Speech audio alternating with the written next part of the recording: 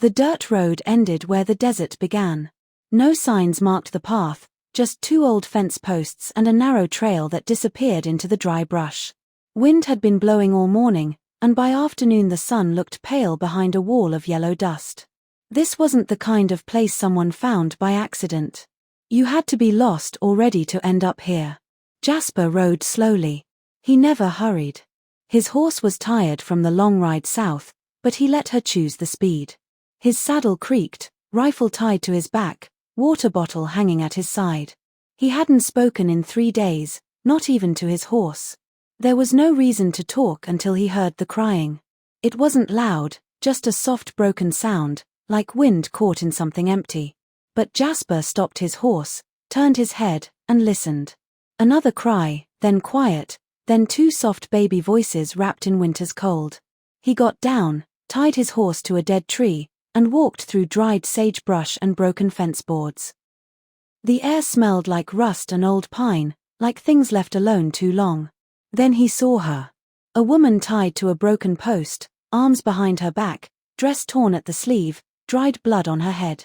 Her face was half hidden under loose dark hair, tangled like roots. She didn't look at him, didn't move. Her eyes were open but empty as twilight. At her feet, wrapped in an old horse blanket, 2 babies. Twin girls, pink-cheeked, crying weakly. No older than a day or 2. One sucked on the blanket corner. The other blinked slowly like the world had already tired her out. Jasper didn't speak. He knelt down. Her lips moved slightly. A dry sound came out, rough as gravel. Don't take them. He pulled out his hunting knife. Moved slowly. Cut the rope around her hands. Her arms dropped like stones. She swayed once, then fell, and he caught her. She was light, nothing but bones and silence. He looked down the hill. There was an old house, half fallen down, smoke still coming from the chimney. No people now, but they had been there. The ropes were too new. Jasper picked up the twins first. He put them in his saddle blanket and tied it carefully around his chest. Then he lifted the woman, arms under her knees and back, and carried her like something that might break toward his horse. "You're coming with me," he said. Not loud, just steady, like a promise. She didn't answer. The ride back was slow. He walked his horse to keep the babies from bouncing. The woman's head fell against his chest once, and he pulled the blanket tighter. Snow had started falling again, big lazy flakes that stuck to eyelashes and slipped into coat collars. By the time they reached his cabin, the sky had closed in on itself. It wasn't a big place, just one main room with a stove in the corner and a bed near the window. Jasper kicked open the door with his boot and carried her inside. The warmth hit like a whisper, soft and real. The babies cried louder now. One waved her little fists. Hungry. He moved quickly but quietly, put the woman on his bed, checked her for bleeding. He found more bruises than cuts. Her ankles were raw where the rope had cut in. One eye was starting to swell. Her dress was torn near the front, but he looked away. He covered her with a quilt. Then he built up the fire, set water to boil, and pulled out the last of his goat milk from a tin can. He mixed it with rainwater and warmed it in 2 small jars. The twins drank fast, tiny mouths working hard, eyes closing. Only when they slept did Jasper sit back. He didn't sleep that night. He sat by the fire, watching her chest rise and fall. Her name was still unknown. Her story too. But it didn't matter. Not yet. In the grey morning, she moved. Groaned once, turned her head toward the box where the twins now lay, wrapped in his old shirt. Her eyes opened.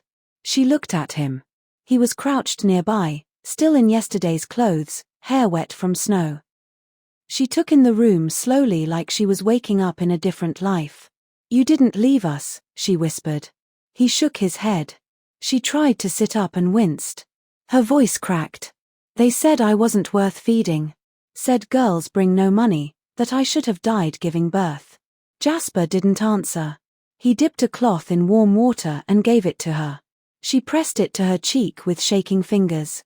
Then she looked at him fully. "You're not afraid of what people will say. Taking in a woman like me with 2 daughters and no husband." Jasper tilted his head. "You're safe." That's all that matters. She didn't cry, but something in her eyes softened. A shine of disbelief. He didn't ask more questions. Just stood, added wood to the fire, and put bread on a tin plate. She watched him move across the room like a man who had been alone too long but hadn't grown mean from it. His silence wasn't hard. It was gentle, like snowfall. Outside, a crow called once and flew away. Inside, the babies stirred. She winced as she sat up straighter, pulling the quilt around her shoulders. Her voice was thin. "My name's Rosalind." Jasper turned, nodded. She looked at the fire, not him. "Don't know how to thank you, mister." He looked away as he answered. "Jasper." That was all. No last name, no hometown, just Jasper. The quiet stretched. Then the wind changed, blew snow against the cabin windows like whispers trying to get in. Rosalind leaned forward, the quilt falling in her lap. "You should know," she said slowly. "They'll come looking. His family. They won't like that you took me." Jasper didn't turn. "I don't care what men like that think." The fire popped once. Sparks flew up. She watched him, studied him like he was a puzzle. Then so quietly it barely reached his ears, she said, "Then I think I'm safe here." Jasper didn't move, but something in his shoulders relaxed. Later that night, as she fed the twins by firelight, he stepped outside. Snow fell in thin sheets, brushing his hair, wetting his collar. The sky stretched wide and empty above the pine trees. For the first time in years, Jasper felt it. Not joy, not hope, just something like purpose. The fire never went out. Not once in the 6 days since Jasper brought her home. He got up before sunrise and added wood in the blue quiet of dawn. He stirred the coals at sunset. He fed it between chores without being asked. Rosalind noticed, though he never spoke of it. Just like she noticed how he stepped outside whenever she changed the baby's clothes, giving her space like it was sacred. The silence between them wasn't awkward. It was careful, as if they both knew too many words might scare the peace away. By the end of the first week, Rosalind could walk without swaying. The bruises on her neck faded from purple to yellow. Her wrist, once rope-burned and raw, now bent without pain. She wore Jasper's spare shirt rolled at the sleeves and a skirt she made from 2 old pillowcases. It didn't fit right, but she didn't complain. The twins, she called them her little snowbirds, slept more now, grew pinker in the cheeks. Jasper carved 2 wooden rattles out of pine scraps without telling her. He left them on the windowsill one morning and said nothing. When Rosalind found them, her hand hovered over the carved flowers on the handles. Her mouth opened slightly like she might cry, but she didn't. She put them in the box and went back to folding cloth. That was how they talked, with actions. Each day Jasper rode out before noon, always back by dark. He'd return with supplies, chopped wood, or bits of cloth from town. Rosalind never asked what he did for work. She guessed ranch work, maybe some trading. The town hadn't come calling yet. But silence had a way of building like storm clouds. One morning, she asked if he needed help with anything. He didn't answer right away. Just looked at her with that long steady look he gave things he wasn't sure how to handle. Then he handed her a bucket and nodded toward the well. She smiled for the first time in days. When she turned to head back, she saw Mrs. Beatrice Hartwell standing near the road with a mule and a face full of questions. Beatrice was the kind of widow who believed her presence alone was a gift. She had sharp eyes, thin lips, and a bonnet she never removed, even in windstorms. "Well," Beatrice said, eyeing the baby clothes drying on the porch line. "You look far too alive for someone buried by her husband's family." Rosalind tightened her grip on the bucket. Beatrice's eyes narrowed. "People are talking about him keeping you here with 2 babies and no wedding ring." Rosalind stared at her. "My name is Rosalind." Beatrice sniffed. "A name don't mean much if you got no ring on your finger, dear." Then she got on her mule and rode off slowly, on purpose, leaving Rosalind with shame burning in her ears. Jasper came out moments later, having seen from the window. He didn't speak. Just took the bucket and carried it inside. That night, Rosalind sat long after the babies slept. She didn't sew. Didn't rock in the chair. just stared into the fire while Jasper fixed the door hinge. Finally, she spoke. "They'll never stop reminding me I'm not welcome." Jasper didn't stop working. "You're welcome here." She shook her head. "Not here. Not in this town. Not anywhere." He paused, set down the hinge gently on the table. "I don't answer to towns." Her hands curled into fists in her lap. "You don't know what it's like to be treated like something dirty because you gave birth to girls. Like you're a mouth no one wants to feed. A burden wrapped in skin." Jasper looked at her. Then in the slowest, calmest voice, he said, "I know what it's like to be alone so long you stop hearing your own name." She looked up. "I know what it's like to have people stare at your silence and call it wrong," he continued. "To be looked at like a question no one wants to answer." The fire crackled between them. "I never had to raise babies," he said, nodding toward the box. "But I know enough to see they're not curses." His eyes burned bright. "And neither are you." Jasper reached into his coat pocket and slid something across the table toward her. It was a jar of sweet cream from town. "I heard you missed it," he said softly. Rosalind pressed her lips together. She didn't cry. Just nodded once and took the jar in both hands like it was something holy. The next morning, she found him outside hammering fence posts. Without a word, she brought him water, then stayed to hand him nails. Side by side in the cold wind they worked. He didn't speak, but she could feel something change between them. One afternoon she found a book on the mantel, a small worn book of Psalms. Inside the cover was written in faded ink, "To Jasper from your mother, for when silence gets heavy." Jasper stepped in behind her.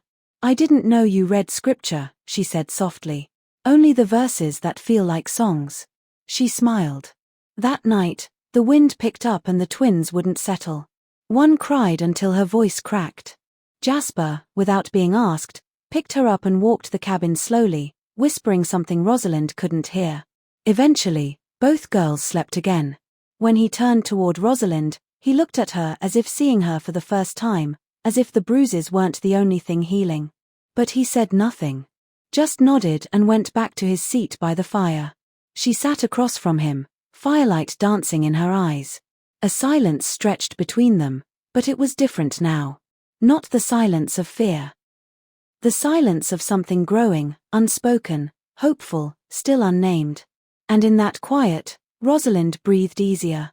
Her hands stopped shaking when she reached for the box. For the first time in years, she didn't feel like she was surviving in someone else's shadow. Jasper watched her from across the room, eyes calm, as if waiting, not rushing, for her to come back to herself in her own time. Outside, snow hit the window, but inside the fire kept burning, and the silence was warm. The season turned quietly. Winter's grip loosened little by little, not with noise, but with small signs. The distant chirp of a bird coming back. The drip of melting ice off the roof. The faint smell of pine needles waking up under the snow. Inside, the girls grew stronger. They babbled now, small mouths making sounds that weren't quite words, but full of meaning. Rosalind's days passed with rocking, feeding, folding, humming. Her hands had become steadier, her steps sure. She wore her hair differently now, tied back loosely with a faded ribbon Jasper had brought from town. Her cheeks had color again. When she smiled, it stayed. Jasper had started carving things. At first, it was little wooden animals for the girls, bears, rabbits, a horse with a crooked tail. But one morning, Rosalind noticed him sitting by the porch, working on something longer, slower. A cradle larger than the makeshift box in the cabin, shaped with care, smoothed at every corner, lined with small cuts like counting marks, maybe counting each day she'd stayed. He didn't show it to her. Just left it beside the fire one night without a word. She ran her hand over it gently, feeling the work beneath her fingertips. He never asked if she liked it, and she never said thank you. Some things were too deep for words. Then 3 riders came up the trail. She saw them first, standing at the kitchen window with a cloth in her hands. 3 figures on horseback, shadowed by morning fog. One wore a brown coat she remembered well. Her brother-in-law, William. The others were cousins. Hard men with scarred hands and cold eyes. All carrying rifles. She dropped the cloth. Her hands shook. The twins stirred in their cradle. Jasper stepped onto the porch before they reached the gate. He didn't take his rifle. Just leaned against the post, arms crossed. The men stopped 10 paces away. William spit in the dirt. That woman inside belongs to our family. And those girls carry our blood. Jasper didn't move. That's so. William's jaw worked. We don't want trouble. Just came to take back what's ours. Jasper's voice was calm as morning frost. She's not yours. She's not a thing to own. She was married to my brother, William growled. And those brats got his last name. Then your brother should have stayed alive, Jasper replied. A pause. One of the cousins shifted in his saddle. The other clicked his rifle. I don't want to see this get ugly, William warned.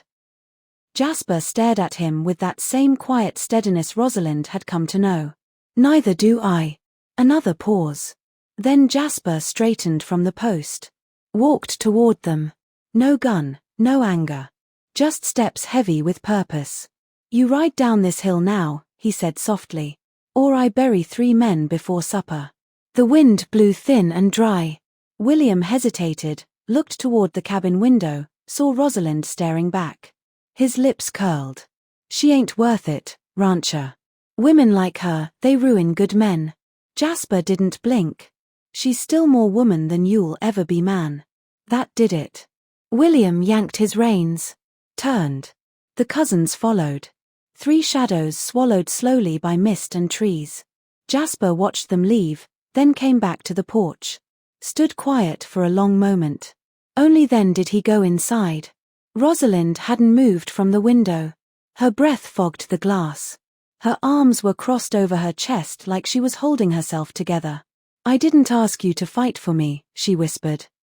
I didn't do it for you. She turned, surprised.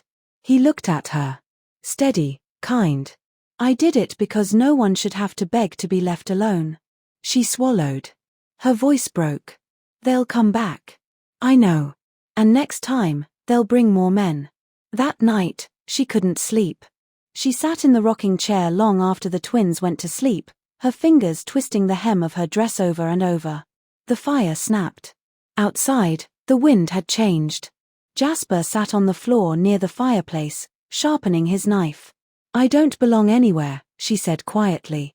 You belong here. She looked down. I've never belonged anywhere, she whispered. Not with my husband. Not in his family's house. I was something to marry, something to carry children. That's all. Jasper stood and walked to the stove. Poured warm water into her cup. You're not something, he said. You're someone. She took the cup with shaking hands. Sipped. Closed her eyes. I'm tired of running. Then stop. His voice was so simple, so sure, it felt like truth the earth had known long before her. I don't know how. He knelt beside her. One knee on the floor, one hand on the edge of the cradle. You stay. That's how. Her breath caught. Then she turned to him slowly. Her eyes shimmered, not with tears, but with something older, deeper. A wanting that had no name. Jasper didn't reach for her. He just sat there beside her, solid as stone. She touched his hand. Their fingers didn't hold, just touched. And still the weight of it knocked the air from her lungs. For the first time since her marriage, since her husband's death, since the rope burns faded from her wrists, she felt seen. Truly, quietly, completely seen. She looked down at his hand, rough and still. I'm not ready, she whispered. I know. And I may never be. I'll still be here. She looked up. Why? He stood, walked back toward the fire, then said softly, because you stayed when you could have left. She didn't know what to say, so she said nothing. In the days that followed, Jasper didn't speak of the men. He added locks to the back window, made the porch post stronger, cleaned his rifle more than usual. But he also built the girls a playpen and brought Rosalind yellow thread for sewing. She knew what he was doing, not just protecting the house, but protecting what had grown inside it. One evening, she watched him through the window as he fixed the fence gate again. The twins played beside her. The world was still, the sky a bruised purple. He looked up once and saw her watching. She didn't look away. And in that look, held long and deep across glass and wind and everything unspoken, something passed between them. Not a promise, not yet, but a beginning. One that would carry into spring and change everything. The wind had changed. It no longer howled at the walls like a hurt thing. It sighed, soft and low, like the land itself was resting. The thaw had come quietly, loosening ice from pine branches, coaxing green from under dead grass. The world was changing, and so was she. Rosalind stood on the porch barefoot, a baby on each hip, her eyes drawn toward the rising sun like a compass finding home. She didn't know when exactly the cabin had stopped feeling like a place she was hiding and started feeling like a place she was growing roots. That morning, she heard the knock. Not on the cabin door, but on her heart. A letter had come, delivered by a red-faced clerk on a stubborn mule. Jasper came up from the barn and put a package beside her. Cheese, bread, water, a spare wool blanket. He didn't sit. Just nodded again. "You'll be all right," he said. She blinked slowly. "And you?" He looked toward the distant hills. "I was all right before." She flinched. Not at the words, but at the kindness he still managed to speak them with. "You're not going to stop me." He shook his head once. "Was never my place." She stared down at the babies. "They like it here. They'll like wherever you are." She stood, unsure how her legs moved. Each step felt heavier, like her bones knew something her heart hadn't caught up with. At the edge of the porch, she turned back. "Do you want me to go?" He met her eyes. And this time, something cracked in his face. Not weakness. Just truth. "I want you to stay," he said.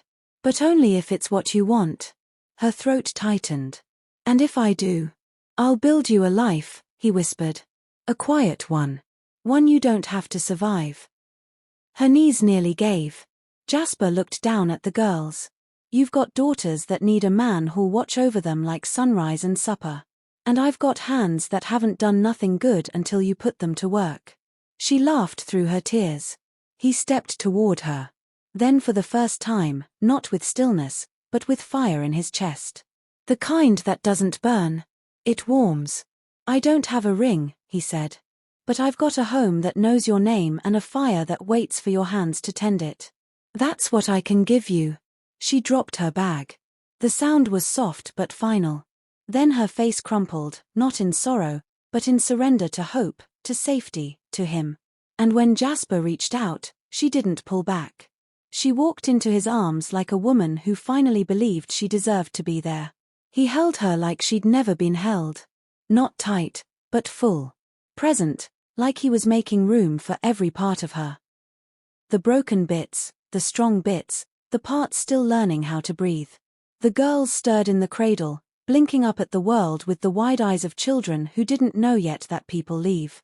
But this time, no one left. The wedding happened 3 days later. Mrs. Beatrice Hartwell came, half in protest, half in curiosity. She brought pickled beets and a look that said "I told you so," even though she hadn't. The preacher was old and hard of hearing. He asked Rosalind to speak louder twice, and she did, with a shaking voice that finally knew what it meant to promise. Jasper said nothing fancy. Just looked at her like she was the only thing left that made sense and said, "I choose you. Every day, even the hard ones." They kissed. The girls squealed. The pine trees swayed slightly in the breeze. That night, they sat on the porch beneath a sky full of stars. Jasper had taken off his boots and leaned back against the railing, legs stretched out, hands behind his head. Rosalind sat cross-legged beside him, one baby asleep in her lap, the other curled at her feet. Neither spoke for a long while.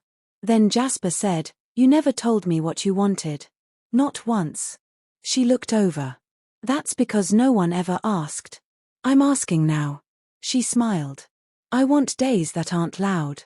I want bread that rises and girls who don't learn to make themselves small. I want a man who doesn't make me earn safety." He nodded. "Then that's what we'll build." She leaned her head on his shoulder.